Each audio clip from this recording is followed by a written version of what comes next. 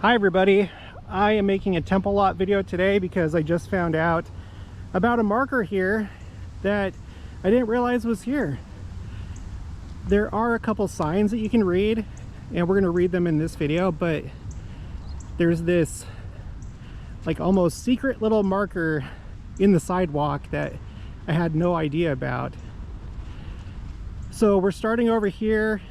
This is the Community of Christ auditorium, their equivalent of the conference center, and it's actually just right across from the entrance, this like northern entrance or exit to the auditorium. I've done a video going around the auditorium before, so if you're curious, just check my channel and look for that video. I did it just a few weeks ago. Here's the entrance. And really quick, I don't know why I like this, but I like that they keep the old logo or symbol for the church. They haven't taken that down. Reorganized Church of Jesus Christ of Latter-day Saints. I don't know, I don't know why I like that. I guess I like retro things, nostalgia, even though it's not our church.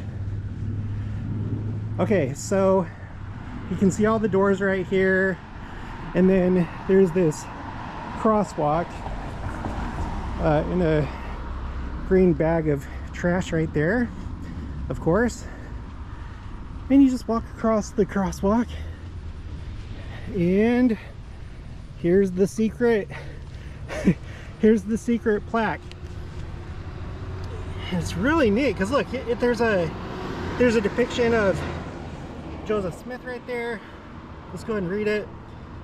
The Mormon prophet Joseph Smith and Mormon leaders dedicated this area for construction of a temple the 3rd of August 1831. A temple complex was envisioned as the center of a city to be called Zion. Missouri Mormon Frontier Foundation. That is so cool. I had no idea that this was here. And I've been here so many times.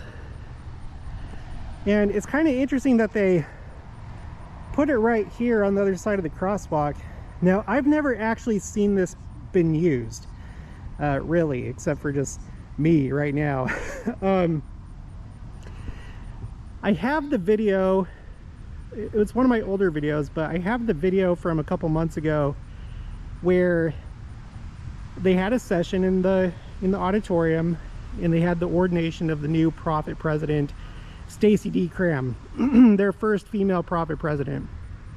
I was over there at the Community of Christ Temple at the World Plaza, and I was watching it on the big screen, and at the end of that session there was like singing and there was a procession. I watched it on the screen, and then I saw them come out from right here. But the thing about it is they just block off these streets, so there isn't a need for like a large group of people to come across the crosswalk. They just block off the streets, and then they all walk down the street and then over to the World Plaza at the temple. But anyway, that's not really that important. So there's this neat little plaque right here in the sidewalk. I really like that. Now, since we're here, let's go ahead and look at the other signs, and let's look at the stones.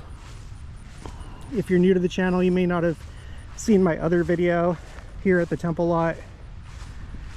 I have the one video that's specifically focused on the temple lot, and then I have another one from the 5th of July where there was the fireworks show.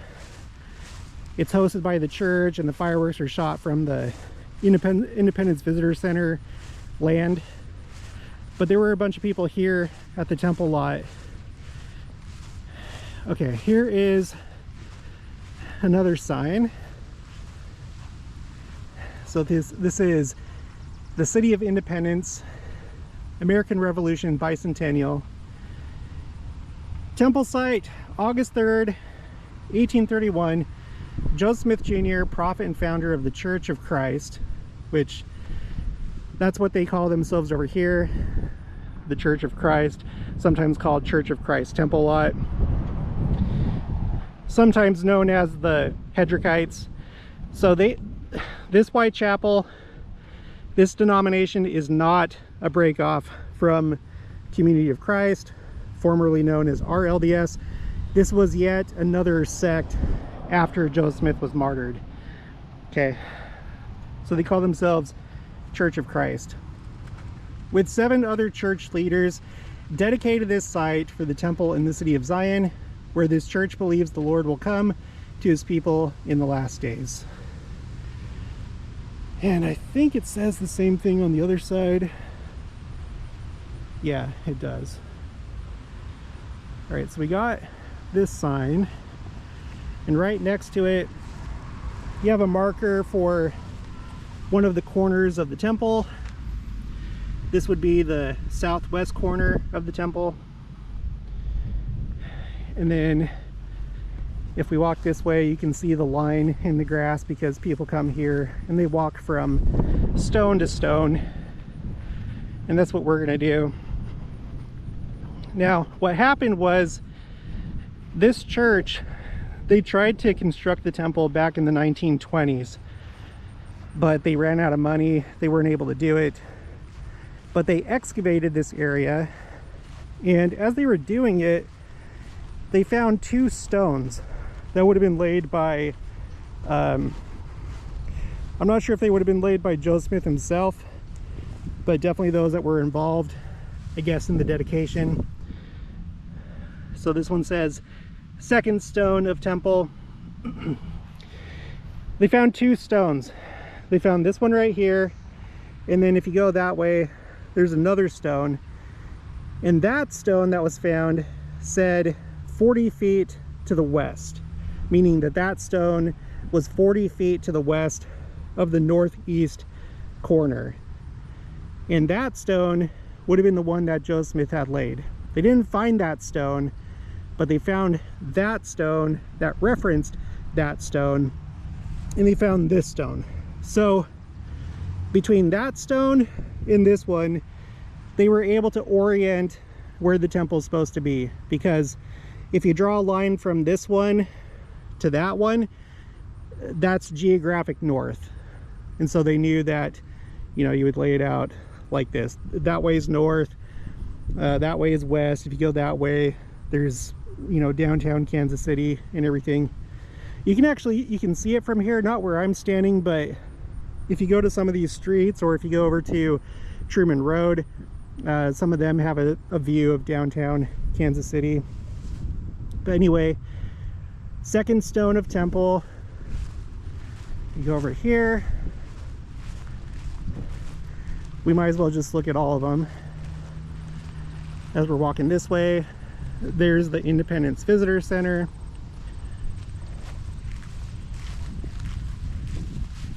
Southeast corner of temple. Okay, we'll walk over here. Now if you come here, they have a little visitor center. It's basically just like the foyer of their building, and they just have like a glass case, well, a couple glass cases, and one of them has the 2 stones that we were just talking about, so you can actually see those. Here's the northeast corner of the temple. All right, go over here.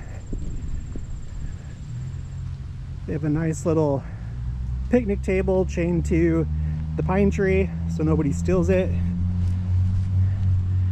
Spot where stone was found. So this was the stone that said 40 feet to the west, meaning 40 feet to the west of the northeast corner. And then finally, we have this last corner over here. Looks like there used to be a tree right there. My understanding from what I've researched is that this area was different a long time ago, of course. At the time of Joseph Smith, I think it was more wooded. So all that's been cleared away, and now it's just an empty lot. And then I'm not a huge fan of this, but this stone is just right up against the curb of the parking lot, northwest corner of Temple. And that's it. Those are the 6 stones of the temple that you can come see. In another video, we're gonna go across the street and look at that plaza over there. I've done a video at that plaza. That's the Heritage Plaza, but that was a video I made before I started doing commentary, so I'm gonna go back over there and we'll focus on those buildings. There's the stone church of Community of Christ. As you can see, it's really old, and it has like a chime that it does at certain times. I'm not sure if it's like every hour on the hour or if it's just at noon. I don't know that yet, but it's pretty loud. Like, it doesn't hurt your ears, but it's like loud enough to where you can hear it on the temple lot. All right, here's the sign for the church. Church of Christ Visitor Center and Business Office. We might be able to get a look inside there. No, there's double doors. Never mind. But if you want to come here, if you're planning a trip, let's see. Welcome to the Church of Christ Visitor Center, restored April 6, 1830. The Visitor Center is open by appointment, and then it has the contact information. And then it has the hours that they meet if you want to go to their meetings. Now, I thought for some reason that this is just open without an appointment, like on Fridays, maybe on Saturdays too. Yeah, you can't see in there very well. But yeah, like I said, there's just like a foyer and then a glass case, or a couple glass cases with some stuff to look at.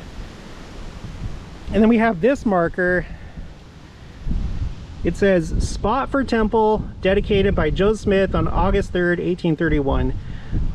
See marker at the top of the steps, original marker stones, and historical account inside the visitor center." Okay, so I think I've found them all at this point. We have this marker, we have that one over there, and then we have the secret one that's in the sidewalk just across from the auditorium. So I think that's pretty neat. Let's go ahead and take a little walk around the chapel.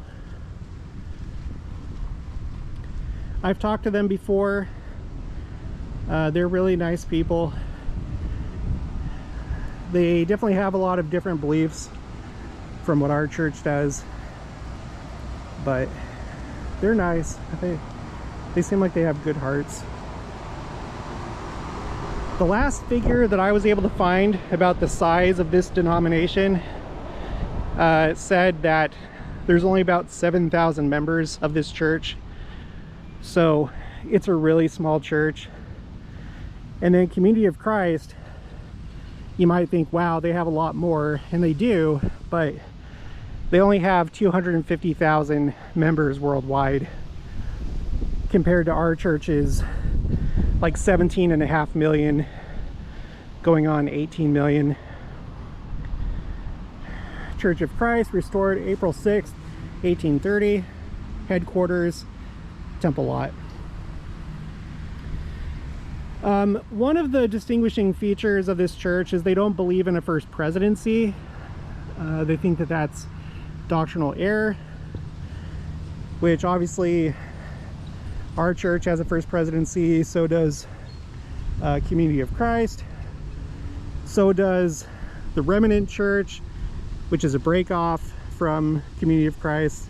Their headquarters building is like over there. So the RLDS and all of its branches believe in a first presidency, just like we do. But this church, they do have 12 apostles, but I don't think that any of them is like a senior apostle or anything like that. Okay, they have these flower pots here. It's kind of interesting because it's just like fake flowers. But oh, and somebody's sketch pad with pretty drawings. Hopefully they'll see that when they come to church next time. But anyway, they do believe in the Book of Mormon, and they have, I think they call it the Book of Commandments. Okay, because originally Doctrine and Covenants was called the Book of Commandments. And if I remember right, they've held on to that. And I don't know what section it stops at, but they don't have the same Doctrine and Covenants that we do.